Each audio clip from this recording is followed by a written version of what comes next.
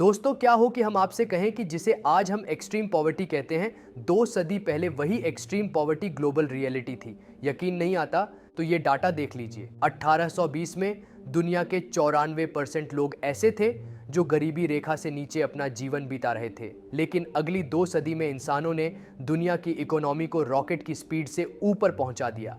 आप इस ग्राफ को देखिए। इसमें आप देख सकते हैं कि कैसे 2 सदी में ग्लोबल जीडीपी जो 1800 सालों से 1-2 ट्रिलियन पर नहीं पहुंच पाई थी, वो अगली 2 सदी में $100 ट्रिलियन के आंकड़े तक पहुंच गई।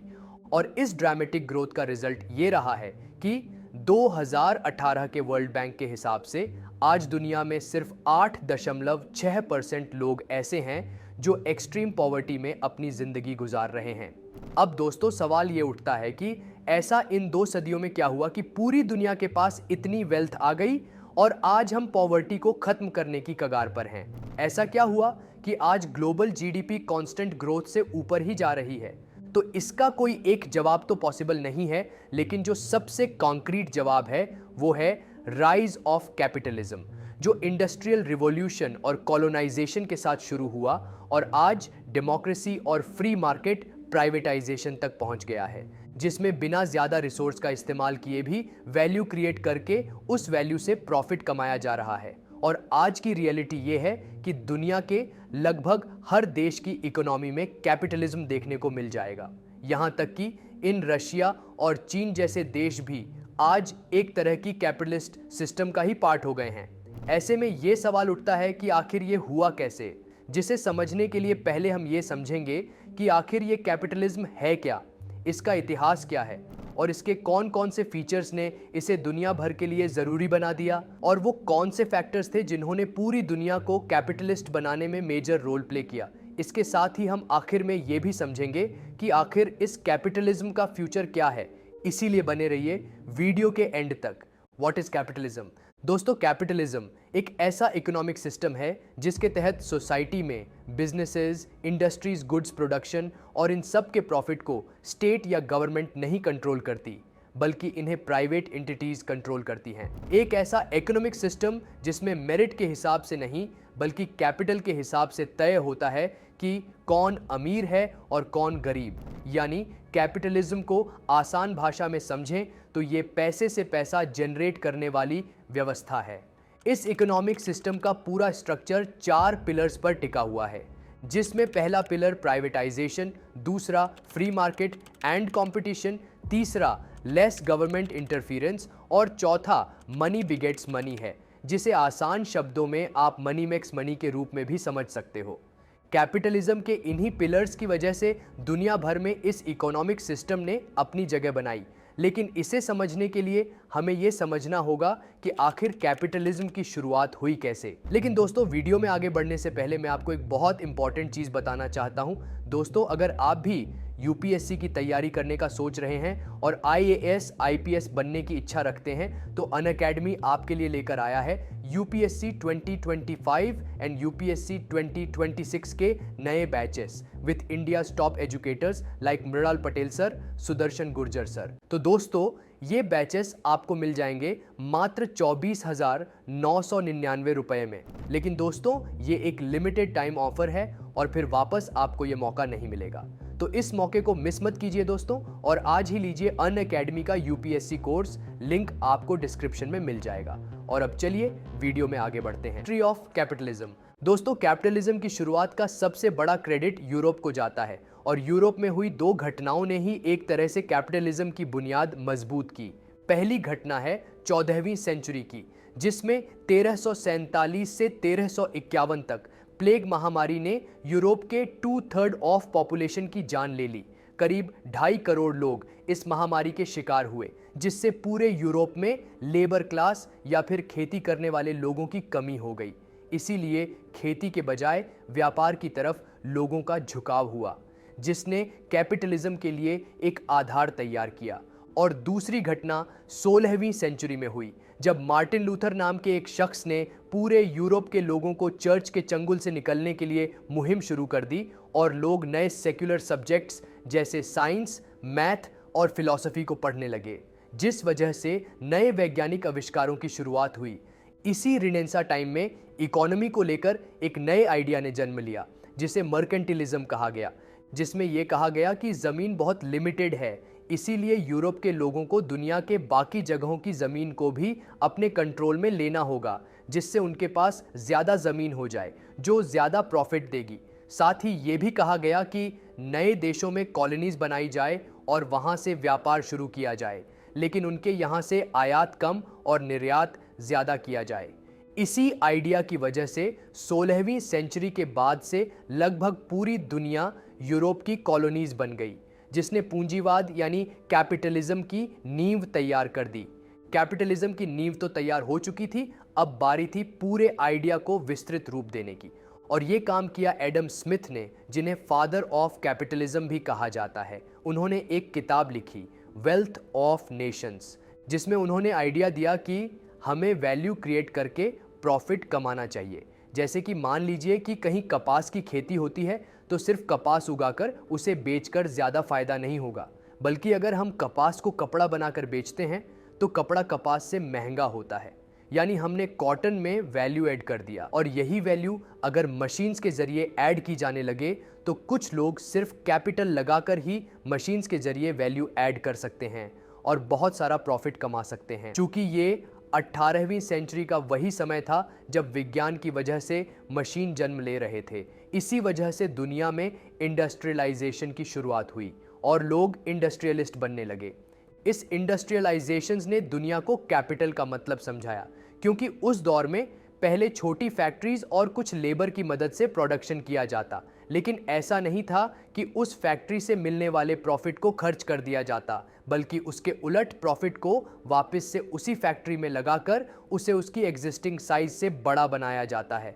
फिर ज़्यादा प्रोडक्शन, ज़्यादा प्रॉफिट और फिर प्रॉफिट का इन्वेस्टमेंट। इस तरह से दुनिया में प्रॉफिट से प्रॉफिट कमाने की शुरुआत हो गई और दुनिया भर में छोटी फैक्ट्रीज बड़ी होने लगी। मशीनों ने इंसानों को रिप्लेस करना शुरू किया, प्रोडक्शन बढ़ने लगा, मार्केट में डिमांड भी बढ़ने लगी, और इस तरह से इंडस्ट्रियलाइजेशन ने कैपिटलिज्म को एक आइडिया से बहुत बड़े इकोनॉमिक सिस्टम में बदल दिया और इसे दुनिया भर में फैलाने के लिए यूरोपियन कॉलोनीज का इस्तेमाल किया गया। इसके बाद आई 19वीं और 20वीं सेंचुरी, जिसने न सिर्फ कैपिटल से प्रॉफिट कमाना सिखाया, बल्कि इसी टाइम में स्टॉक मार्केट, बैंकिंग और कॉरपोरेट की वजह से प्रॉफिट से भी प्रॉफिट कमाने की शुरुआत हो गई, जिस वजह से दुनिया भर में नए बिजनेसेस की बाढ़ आ गई, प्रोडक्शन बढ़ने लगा और कंज्यूमर कंजप्शन भी तेज हो गया। दोस्तों, कैपिटलिज्म का आइडिया इतना सॉलिड था कि वर्ल्ड वॉर्स के बावजूद ये आइडिया सरवाइव कर गया, और कहीं ना कहीं कैपिटलिज्म की ही देन थी कि वर्ल्ड वॉर जैसे इवेंट के बावजूद दुनिया वापस से डेवलपमेंट की पटरी पर लौट आई। लेकिन 20th सेंचुरी में भी कैपिटलिज्म इतना बड़ा नहीं था कि उसमें दुनिया के सारे देश शामिल हो गए हों, बल्कि कई ऐसे भी देश थे जहां पर सोशलिज्म, कम्युनिज्म या मोनार्की फैली हुई थी। लेकिन आज की हकीकत ये है कि दुनिया के 181 देशों के इकोनॉमिक सिस्टम कैपिटलिस्ट है। तो आखिर ये कैपिटलिज्म के ऐसे कौन से फीचर्स हैं जिस वजह से ये आइडिया इतना पॉपुलर हुआ? Features that helps capitalism to become popular. दोस्तों, दुनिया भर के देशों में कैपिटलिज्म की ग्रोथ को समझने के लिए एक बेसिक ह्यूमन नेचर को समझ लेते हैं। इंसानों का डिजायर अनलिमिटेड है, यानी इंसान की इच्छाएं कभी खत्म नहीं होगी, लेकिन इंसानों की अनलिमिटेड डिजायर के बीच इस दुनिया के रिसोर्सेस लिमिटेड है। ऐसे में उन सभी के डिजायर को फुलफिल करने के लिए एक वेल्थ की जरूरत होगी। उसके लिए कैपिटलिज्म ही एकलौता ऐसा इकोनॉमिक सिस्टम है जो लिमिटेड रिसोर्सेज से भी लगातार प्रॉफिट और वेल्थ जनरेट कर सकता है। इसीलिए ये इंसान की बेसिक ह्यूमन साइकोलॉजी के अकॉर्डिंग परफेक्ट इकोनॉमिक सिस्टम है। इसकी यही क्वालिटी ही आज दुनिया भर के देशों में इसके प्रभाव का सबसे बड़ा कारण है। इसके अलावा कैपिटलिज्म के कोर में यही आइडिया है कि कोई भी शख्स अपनी डेस्टिनी को अपने मेहनत के हिसाब से बदल सकता है और बिना किसी क्लास डिस्क्रिमिनेशन के वो भी इकोनॉमिक ग्रोथ हासिल कर सकता है। इस तरह से देखा जाए तो कैपिटलिज्म दुनिया भर में छोटे बड़े क्लास के फर्क को मिटाता है, जिस वजह से इसका आइडिया लोगों के बीच काफी पॉपुलर हुआ। इसके बाद आता इकोनॉमिक फ्रीडम, यानी कि अगर किसी कंट्री में कैपिटलिस्ट सिस्टम है तो वहां पर प्राइवेट एंटिटीज या इंडिविजुअल के पास इस बात का फ्रीडम होता है कि वो ये तय कर पाते हैं कि वो क्या प्रोड्यूस करेंगे, कैसे प्रोड्यूस करेंगे और किस मार्केट या किन लोगों के लिए प्रोड्यूस करेंगे, यानी किसी भी तरह के बिजनेस की आज़ादी मिल जाती है। इससे बिना स्टेट या गवर्नमेंट के प्रेशर के लोग अपने हिसाब से अपना बिजनेस ऑपरेट करते हैं और ये फ्रीडम ही बिजनेस माइंडेड लोगों को कैपिटलिज्म के और करीब ले जाता है। चूंकि 21st सेंचुरी में सिर्फ खेती या एग्रीकल्चर पर लोगों की डिपेंडेंसी नहीं रह गई है, हर देश कहीं ना कहीं मैन्युफैक्चरिंग या सर्विस सेक्टर में आगे बढ़कर इकोनॉमिक ग्रोथ कमाना चाहता है। इसीलिए अगर वो कैपिटलिज्म को चुनता है तो उसके लिए मैन्युफैक्चरिंग और सर्विस सेक्टर को बूस्ट करने में कैपिटलिज्म के होने से आज़ादी मिल जाती है, जिस वजह से दुनिया भर के देशों ने कैपिटलिज्म की तरफ देखना शुरू कर दिया। इकोनॉमिक फ्रीडम के चलते ही मार्केट में कंपटीशन भी बढ़ता है, जिस वजह से नए क्रिएटिव आइडियाज़ और इनोवेशन की भी शुरुआत होती है और इसी इनोवेशन ने ही 21st सेंचुरी में कैपिटलिज्म को पूरी दुनिया के सामने अट्रैक्टिव आइडिया की तरह पेश किया। इसी नए इनोवेशन की वजह से बिजनेसेस कंज्यूमर को बेटर सर्विस या प्रोडक्ट देकर उन्हें अपनी तरफ करने की कोशिश करते हैं, जिस वजह से न सिर्फ एक इंडिविजुअल बल्कि पूरी सोसाइटी डेवलप होती है। लेकिन इन सब फीचर्स के साथ ही साथ कैपिटलिज्म के वर्ल्ड वाइड स्प्रेड होने का सबसे बड़ा कारण है इस आइडिया की अडेप्टेबिलिटी, यानी कि इकोनॉमिक सिस्टम के रूप में ये आइडिया बहुत फ्लेक्सिबल है, जो अलग अलग रीजन में अलग तरह से अडॉप्ट होता है और वहाँ के लोकेलिटी को ध्यान में रखते हुए इकोनॉमिक ग्रोथ प्रोवाइड करता है। यानी ये उस रीजन की सोसाइटी को चेंज नहीं करता बल्कि उसी का हिस्सा बन जाता है, जिस वजह से इस आइडिया को दुनिया भर में अडॉप्ट करना बहुत आसान है। दोस्तों, ये तो हो गए कैपिटलिज्म के वो बेसिक फीचर्स जो इस आइडिया के यूनिवर्सल इम्पैक्ट का सबसे बड़ा कारण बनते हैं। लेकिन सिर्फ इस फीचर्स की वजह से ही ये पूरी दुनिया में नहीं फैला है, बल्कि इसे फैलाने में और भी बहुत से फैक्टर्स इन्वॉल्व है। फैक्टर्स दैट प्रोमोट कैपिटलिज्म, जिसमें सबसे पहला फैक्टर है ग्लोबल ऑर्गेनाइजेशन के द्वारा कैपिटलिज्म का प्रमोशन। इन ग्लोबल ऑर्गेनाइजेशन में सबसे पहला नाम आता है वर्ल्ड बैंक का। दोस्तों, कोल्ड वॉर के दौरान वर्ल्ड बैंक ने थर्ड वर्ल्ड कंट्रीज में कैपिटलिज्म को प्रमोट करने के लिए अपने यहाँ स्ट्रक्चरल चेंजेस किए। 1980 के बाद से जब वर्ल्ड बैंक गरीब देशों को लोन प्रोवाइड कर रहा था तो वो लोन देने के लिए इन देशों के सामने कुछ कंडीशंस रखने लगा, जिसमें सबसे पहली कंडीशन ये होती थी कि लोन लेने वाले देश को अपनी इकोनॉमी में बदलाव करके न्यूलिबरल पॉलिसी को इकोनॉमी में इंटीग्रेट करना होगा, यानी कि अपनी इकोनॉमी को लिबरल बनना होगा, जिसके लिए गवर्नमेंट की तरफ से दी जाने वाली सब्सिडी और प्राइस कंट्रोल के सिस्टम को खत्म करना होगा। देश में प्राइवेटाइजेशन को बढ़ावा देना होगा। इसके साथ ही उस देश को लेबर और पॉल्यूशन के रेगुलेशन को खत्म करना होगा, ट्रेड टैरिफ को हटाना होगा और फॉरेन कॉरपोरेशंस को देश के पब्लिक एसेट्स को खरीदने, गवर्नमेंट बिड पर बोली लगाने और अपने विल के अकॉर्डिंग प्रॉफिट को अपने देश भेजने की परमिशन देनी पड़ेगी। चूंकि कोल्ड वॉर के दौरान थर्ड वर्ल्ड कंट्रीज की इकोनॉमिक हालत खराब ही थी, इसीलिए वर्ल्ड बैंक से लोन लेने के लिए वो उसकी शर्तों को मानकर अपनी इकोनॉमी को एक तरह से कैपिटलिस्ट सिस्टम में बदलने लगे। और जब इन थर्ड वर्ल्ड इकोनॉमीज़ को इससे फ़ायदा होने लगा तो वो खुद को एक कैपिटलिस्ट ही मानने लगे। इस तरह से वेस्टर्न यूरोप और अमेरिका का कैपिटलिज्म एशिया और अफ्रीका के देशों में फैलने लगा। वर्ल्ड बैंक की तरह ही इंटरनेशनल मॉनेटरी फंड यानी IMF ने भी यही किया। दोस्तों, IMF एक ऐसी इंटरनेशनल ऑर्गेनाइजेशन है जो दुनिया भर में इंटरनेशनल मॉनेटरी सिस्टम को स्टेबल रखने का काम करती है, जिसके लिए जब भी किसी देश में इकोनॉमिक क्राइसिस होती है तो IMF उसे क्राइसिस से निकालने में मदद करता है। लेकिन वर्ल्ड बैंक की तरह IMF भी कैपिटलिस्ट पॉलिसी को इनकॉर्पोरेट करने के लिए उन देशों को मजबूर करता है जो उसके पास मदद के लिए आते हैं। इस तरह से 20th सेंचुरी में वर्ल्ड वाइड कैपिटलिज्म को स्प्रेड करने में ये दोनों ऑर्गेनाइजेशन इंस्ट्रूमेंट की तरह काम कर रहे थे। लेकिन अब सवाल उठता है कि इस इंस्ट्रूमेंट को चला कौन रहा था? तो दोस्तों, इसका जवाब तो बिल्कुल क्लियर है। 20th सेंचुरी में ये ऑर्गेनाइजेशन पूरी तरह से वेस्टर्न यूरोप और अमेरिका जैसे कैपिटलिस्ट कंट्री के द्वारा ही चलाए जा रहे थे। इसलिए कोल्ड वॉर में इसके जरिए भी अमेरिका ने डेमोक्रेटिक कैपिटलिज्म को फैलाने के लिए इसका इस्तेमाल किया। लेकिन थर्ड वर्ल्ड कंट्रीज ने भले ही अपनी इकोनॉमी को संभालने के लिए इन ऑर्गेनाइजेशंस की शर्तें मान ली हों, लेकिन उसका हर देश को फायदा ही हुआ हो, ऐसा नहीं है।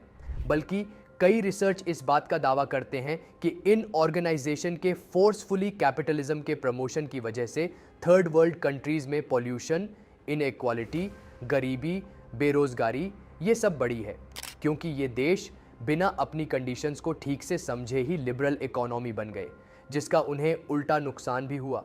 लेकिन कैपिटलिज्म के इन डिसएडवांटेजेस के बावजूद भी ये कैसे स्प्रेड हुए, ये बड़ा सवाल है। तो इस सवाल का परफेक्ट आंसर यही है कि जिस समय कैपिटलिज्म दुनिया में फैल रहा था, उसी समय दुनिया की अल्टरनेटिव इकोनॉमिक सिस्टम कोलैप्स कर रहे थे। आइए इसे डिटेल में समझते हैं। Collapse of alternative economic system.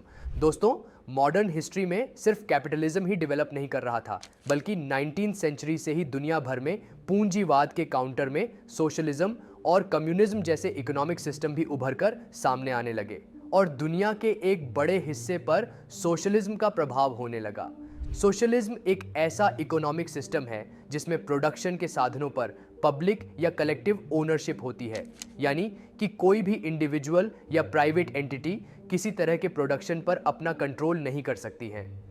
20वीं century में रशियन रिवॉल्यूशन के बाद जब 1922 में सोवियत यूनियन का गठन हुआ, तो दुनिया ने सोशलिज्म का गोल्डन एरा देखा, क्योंकि सोवियत यूनियन के इसी सोशलिस्ट सिस्टम ने एक बैकवर्ड इकोनॉमी को मिलिट्री और इकोनॉमिक पावर हाउस में बदल दिया, जिस वजह से 1940s के बाद ईस्टर्न वर्ल्ड में बहुत से देशों ने इस इकोनॉमिक सिस्टम को अपना लिया, जिसमें इंडिया भी कुछ हद तक शामिल था, क्योंकि इंडिया में भी 1991 से पहले मिक्स्ड इकोनॉमी का सिस्टम था। लेकिन 1990s के आते आते इस इकोनॉमिक सिस्टम ने कोलैप्स होना शुरू कर दिया, क्योंकि ये सिस्टम लॉन्ग टर्म में ग्रोथ को मेंटेन करने में इनएफिशिएंट साबित हुआ, क्योंकि इसमें प्रॉफिट से प्रॉफिट जनरेट करने के बजाय उस प्रॉफिट को सब में इक्वली डिस्ट्रीब्यूट करने की बात की जाती थी। इसीलिए लिमिटेड रिसोर्स में ये थियोरी फेल होने लगी और इसी के साथ कम्युनिज्म भी सरवाइव नहीं कर पाया, क्योंकि ये भी सोशलिज्म की तरह ही एक आइडियलिस्टिक सिस्टम था, लेकिन इसकी इनएफिशिएंसी की वजह से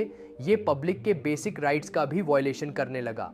इसी वजह से जल्द ही दुनिया का इन आइडियाज से मोह भंग होने लगा और 1990s में सोवियत यूनियन का कोलैप्स होना एक तरह से कम्युनिज्म और सोवियत सोशलिज्म के कोलैप्स होने का एक मेजर कारण बना। आज भले ही रशिया खुद को सोशलिस्ट कंट्री बताता हो, लेकिन यूएसएसआर के कोलैप्स होने के बाद से ही रशिया भी सोशलिस्ट नहीं रह गया, और ऐसा आज नहीं बल्कि 1989 से ही हुआ है। 1989 के बाद से ही रशिया की इकोनॉमी का इंडस्ट्रियल स्ट्रक्चर पूरी तरह चेंज हो गया। एक समय पर जहां रशियन इंडस्ट्रीज मैन्युफैक्चरिंग और एग्रीकल्चर पर डिपेंडेंट थी, आज वो पूरी तरह से ऑयल, गैस माइनिंग और मार्केट सर्विसेज पर डिपेंड हो गया है। इसके साथ ही यूएसएसआर के कोलैप्स होने के बाद रशिया ने भी बहुत से गवर्नमेंट ओन प्रॉपर्टीज और एंटरप्राइजेस को प्राइवेट कंपनीज को बेचने लगी। साथ ही 21st सेंचुरी के शुरुआत से ही रशिया ने अपनी इकोनॉमी में फ्री मार्केट को भी जगह दे दी। इसी तरह 1978 में चीन से भी माओइस्ट गवर्नमेंट के हटाने के साथ ही 80 के दशक में मार्केट से जुड़ा रिफॉर्म शुरू हुआ और चीन, जो उससे पहले एक कम्युनिस्ट इकोनॉमी थी, वो भी धीरे धीरे फ्री मार्केट और प्राइवेट कंपनीज को मौका देने लगी और चीन से भी कम्युनिस्ट इकोनॉमी खत्म हो गई। ऐसे में जिस टाइम पर कैपिटलिज्म अपने ग्लोबल स्प्रेड में लगा हुआ था, उसी टाइम पर ये ऑल्टरनेटिव ऑप्शंस खत्म होने लगे, जिस वजह से ईस्टर्न वर्ल्ड के पास भी कैपिटलिस्ट होने के अलावा और कोई ऑप्शन नहीं बचा। यही कारण है कि पूरी दुनिया कैपिटलिज्म को अपनाने लगी। इन सब के अलावा कैपिटलिज्म के प्रमोशन में एक पॉलिटिकल आइडिया ने भी खूब साथ दिया, और वो है डेमोक्रेटिक गवर्नेंस। आप इस इमेज में देख सकते हैं कि किस तरह से 1977 से 2017 के बीच दुनिया में डेमोक्रेसी फैली है। आपको बता दें कि 1977 तक दुनिया के 143 देशों में सिर्फ 35 देशों में ही डेमोक्रेसी थी। बाकी जगहों पर ऑटोक्रेसी, मोनार्कीज या सोशलिज्म सिस्टम था। लेकिन 2017 के एंड तक 167 में से 96 देशों में डेमोक्रेटिक गवर्नेंस आ चुकी थी। चूंकि डेमोक्रेसी के साथ उसकी इकोनॉमिक पॉलिसी में कैपिटलिज्म अपने आप जुड़ा हुआ रहता है, इसीलिए जैसे जैसे दुनिया के देशों में डेमोक्रेसी फैली है, वैसे वैसे कैपिटलिज्म को भी फैलने का मौका मिला है। दोस्तों, ये थे वो कारण जिस वजह से कैपिटलिज्म ने पूरी दुनिया में अपनी जगह बनाई। ऐसे में आइए समझते हैं कि कैपिटलिज्म का फ्यूचर क्या होगा। क्या ये भी कभी कोलैप्स होगा? Will capitalism collapse? दोस्तों, कैपिटलिज्म ने दुनिया को जितनी इकोनॉमिक ग्रोथ दी है, उसे देखकर लोग शायद ही ये कहेंगे कि कैपिटलिज्म भी कभी कोलैप्स हो पाएगा।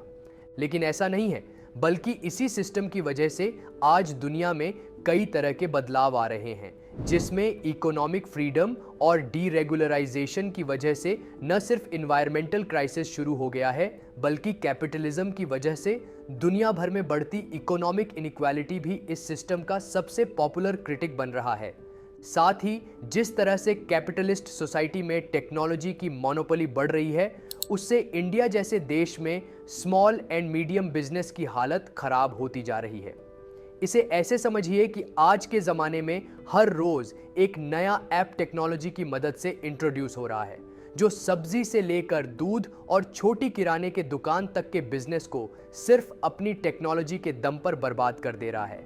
ऐप्स और उसकी एग्रेसिव मार्केटिंग का ही नतीजा है कि आज बाजार भी बहुत ज़्यादा वर्चुअल होता जा रहा है, जिस वजह से जिन लोगों के पास छोटी पूंजी है, वह बिजनेस में लगातार लॉस को फेस कर रहे हैं।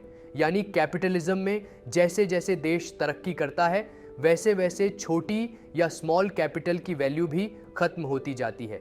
इसके अलावा कैपिटलिज्म की वजह से ही पूरी दुनिया में इंस्टेबिलिटी, वायलेंस और सिविल वॉर्स बढ़ रहे हैं, क्योंकि आज अमेरिका बहुत बड़े पैमाने पर वेपन प्रोड्यूस करता है। ऐसे में अगर वो वेपन प्रोड्यूस करता है तो उसके लिए मार्केट भी तैयार करना होगा। यही कारण है कि अमेरिका अपनी वेपन इंडस्ट्री को प्रॉफिटेबल बनाए रखने के लिए दुनिया भर में पहले अशांति फैलाता है, फिर अपने वेपन बेचकर उससे प्रॉफिट कमाता है।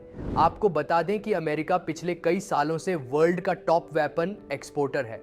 वो टोटल वेपन एक्सपोर्ट के 40% के लिए जिम्मेदार है। किसी भी इकोनॉमिक सिस्टम का कैपिटल होना उसे करप्ट बनाने में भी बहुत बड़ा रोल निभाता है, क्योंकि एक कैपिटल सोसाइटी में कोई भी जल्दी बिजनेसमैन अपने प्रॉफिट के लिए पॉलिटिकल पावर को अपनी तरफ कर सकता है, जिस वजह से उसे देश के अंदर गवर्नमेंट और पॉलिटिकल लीडर्स की मदद से अलग सपोर्ट हासिल हो जाता है, और वह सिर्फ अपने कैपिटल के दम पर पूरे मार्केट में मोनोपोली फैलाने का काम करता है। इन्हीं सब डिसएडवांटेज की वजह से ही कैपिटलिज्म का फ्यूचर उतना सिक्योर नहीं दिख रहा है, और पॉसिबल है कि वो भी फ्यूचर में कोलैप्स करे। जिसे ऐसे समझिए कि कैपिटलिज्म इस बात पर डिपेंड करता है कि कंज्यूमर का कंजप्शन कितना ज़्यादा है, और जिस तरह से कंज्यूमरिज्म बढ़ रहा है वो दुनिया भर के रिसोर्सेज के लिए खतरा है।